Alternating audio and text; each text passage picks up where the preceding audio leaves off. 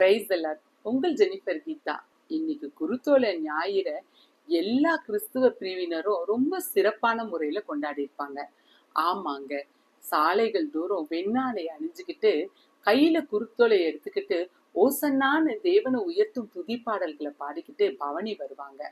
இப்படி அவங்க செய்யறதுனால அநேக ஜனங்கள் கர்த்தருடைய நாமத்தை அறிந்து கொள்றாங்க.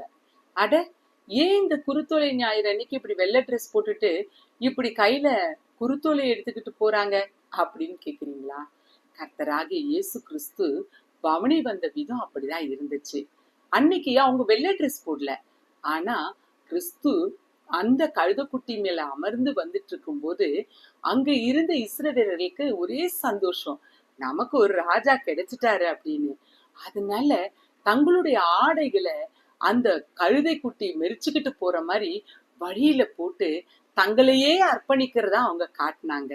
ஆமாங்க, கிறிஸ்துவும் அப்படி அந்த ஆடைகள் மீது கழுதை மேல அவர் பவனி போனாரு.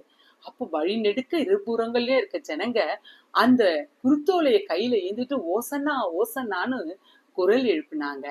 உன்னதத்துல இருக்க தேவனுக்கு மகிமைங்க.